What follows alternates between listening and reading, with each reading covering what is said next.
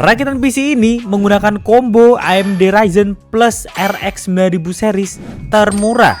Ya paling bontot sih. Tapi agak overkill cuy.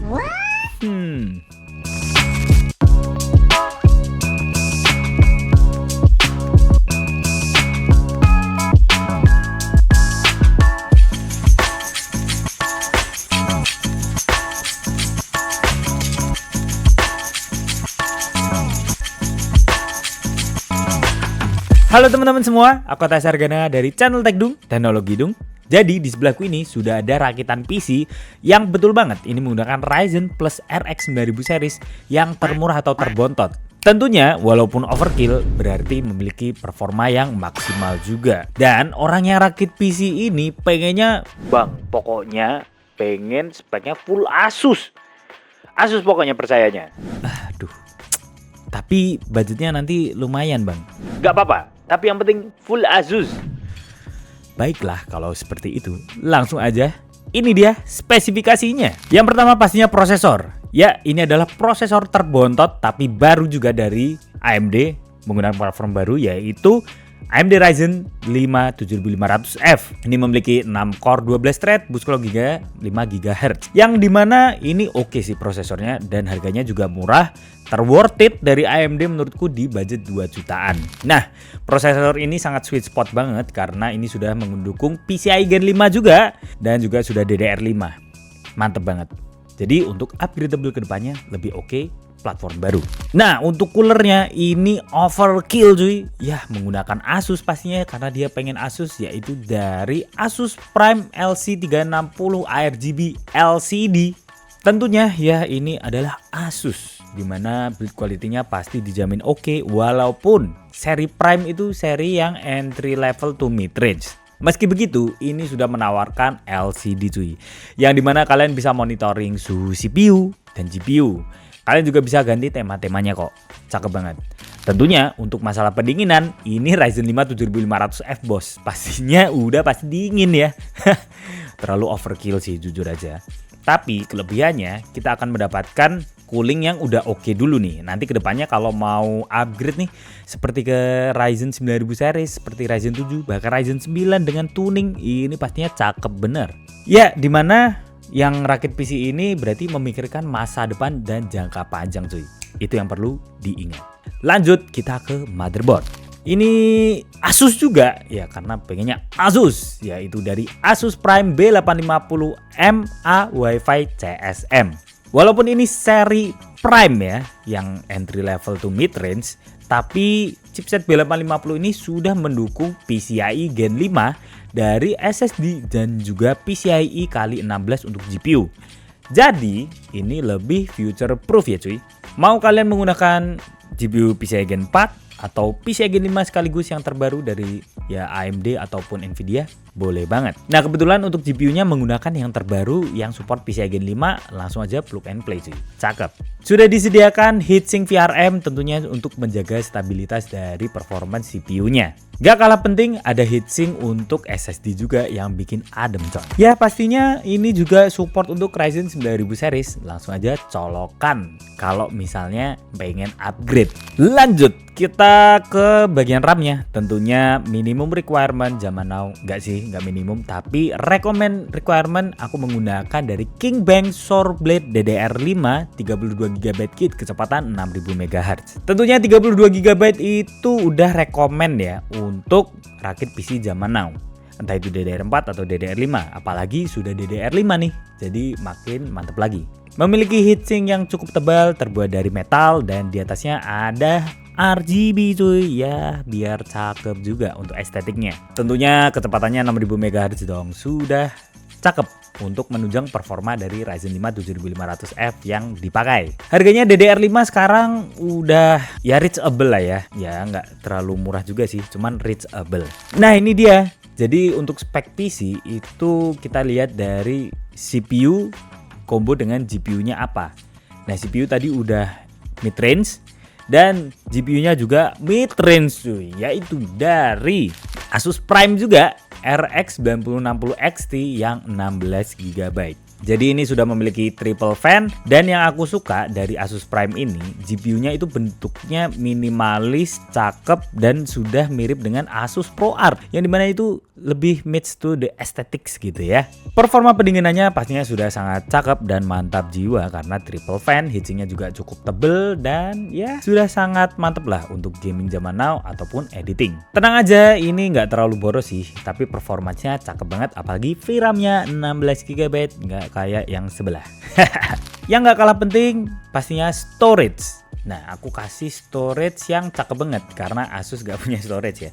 Jadi aku pakai dari Team Group MP44L 1TB NVMe PCIe Gen 4. Ini adalah satu-satunya komponen dengan harga yang cukup reasonable, performanya cakep banget. Ini adalah SSD PCIe Gen 4 mid-range ya teman-teman, dengan speed yang cukup kenceng loh. Read berada di 5000-an MB per second dan juga write-nya ada di 4700 MB per second. Dan nanti bakal kita tes. Tentunya yang bikin aku suka adalah stiker bagian tim grupnya itu sudah kayak heatsink gitu ya. Jadi kalau misalnya ditempel seperti heatsink NVMe ini, panasnya bakal menyebar lebih mudah ke heatsink NVMe-nya. Jadi lebih cakep untuk disipasi panasnya.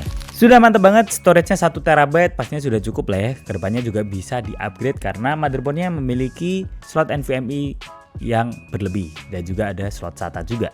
Untuk PSU pastinya Prime juga dari Asus ya. Ini orangnya pegila Asus Pak ya. Jadi ini Asus Prime 850W Gold. Ya, udah 850W, sertifikasi 80 plus Gold. Dan juga sudah modular, support 12W PWR. Jadi ini bener-bener enak banget sih kalau kalian pakai. Kedepannya mau upgrade GPU yang boros-boros atau CPU-nya combo boros semuanya, aman banget. Selanjutnya yaitu casing. Ini sih paling mantep dari build kali ini karena ini juga dari Asus tapi terbaru cuy. Yaitu dari Asus Prime AP202. Ini bener-bener mantep banget. Casingnya emang harganya mahal ya dibandingkan yang lainnya, tapi build quality-nya nggak bisa bohong. Dan kalian lihat secara estetiknya, untuk kacanya ini melengkung cuy, bener-bener kaca melengkung dibikin ya. Gila sih. Sudah support radiator 360 dan aku sukanya kacanya ini melengkung dan agak smoke gitu ya. Jadi kalau misalnya RGB ini lebih sopan. Kelihatannya nggak norak ya, karena aku settingnya juga biru hijau gitu yang flowing. Dan casing ini memiliki RGB di bagian bawah ini. Yang aku juga suka adalah bagian bawah ini kelihatannya kayak floating gitu ya. Wah, ini bener-bener mewah abis, dibalut dengan ARGB. Tergantung settingan warnanya ya. Dan pastinya build quality nggak bisa bohong dong. Asus bro. Menurutku ini yang rakit PC pilihannya tepat sekali sih untuk menggunakan Asus Prime AP202 ini. Karena emang baru coy. Dan menurutku worth it di budget 1 jutaan casing ya. Jadi ya why not. Sudah include dengan 3 fan ya, 2 fan di sini dan 1 fan di belakang. Pastinya mantep banget. Nah itu dia untuk keseluruhan PC mid range ya. Tapi harganya lumayan ya. Cuman ini revolusioner, bukan revolusioner. Untuk jangka panjang bener-bener mantep banget. Upgradabilitasnya cakep banget. Jadi langsung aja ini dia list harganya.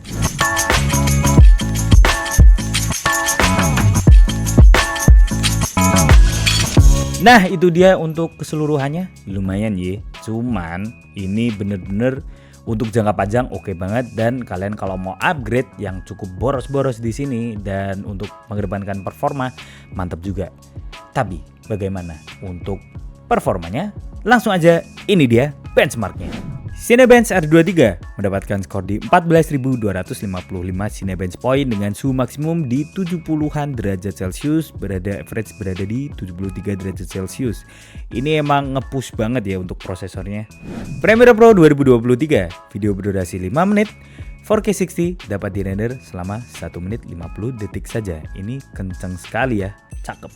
Untuk kecepatan SSD ketika dites, read berada di 5100 MB per second dengan write di 4800 MB per second. Ini udah mantep banget ya. Untuk suhu temperaturnya berada di 50 derajat Celcius. Ini berkat dari stiker tim yang bisa disipasi panas dengan baik. Valorant 1440p low kompetitif mendapatkan 400-an FPS stabil.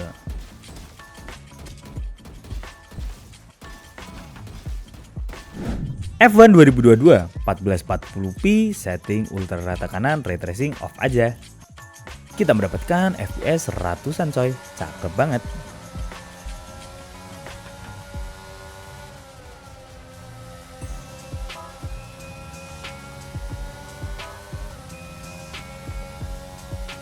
Forza Horizon 5 1440p ultra rata kanan. Kita mendapatkan FPS ratusan. Wow, luar biasa.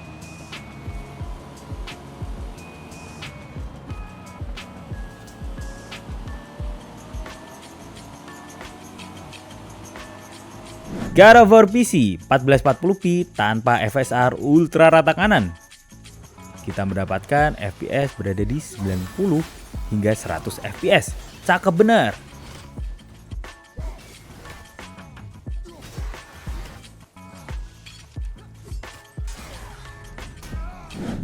Far Cry 6 1440p ultra rata kanan.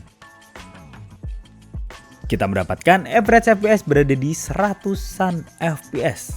Cakep bener.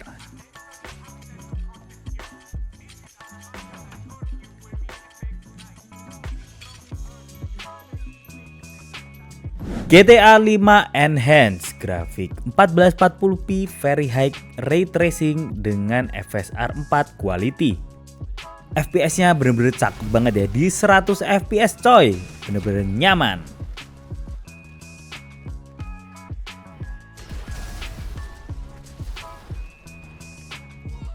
Black Myth Wukong 1440p FSR 70% dengan ray tracing off, setting high. Kita mendapatkan FPS yang cakep di 70-an FPS. Mantep banget dong.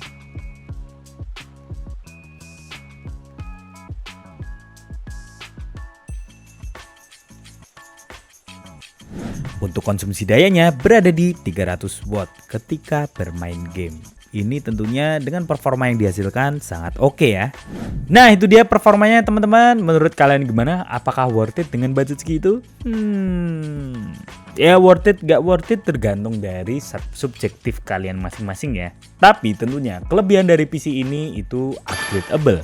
Dan untuk jangka panjang lebih oke. Karena kalau kita mengedepankan upgradeable, kalau misalnya performanya dirasa kurang, bisa tinggal di-upgrade aja. Entah itu dari CPU dan juga GPU. Dan tentunya kelebihannya adalah menggunakan merekan ya. Yang tentunya seperti Asus Prime ini. Orangnya sih pinter banget milih barang ya. Karena memang ya nggak masalah duitnya, tapi masalah dengan kualitasnya. Ya setuju sih, apalagi untuk casingnya ini cakep bener. Ya misalnya kalau kalian mau rakit PC yang bagus, minimal casingnya bagus lah, pakai Asus Prime aja. Harganya juga nggak terlalu mahal kok dibandingin dengan kompetitor lainnya. Menurut kalian gimana? Langsung aja komen di bawah. Dan kalau kalian mau rakit PC seperti ini, langsung aja hubungi Tekdung yang ada di deskripsi. Kalian jangan lupa untuk like, comment, dan subscribe Tekdung channel. Dan jangan lupa untuk follow IG, TikTok @tekdung. Jangan lupa follow ya teman-teman. Kita coba di lain kesempatan. Sekian dan goodbye. Hah, kenapa Asus mahal sih? Ya, ada harga, ada rupa. Rupanya rupawan.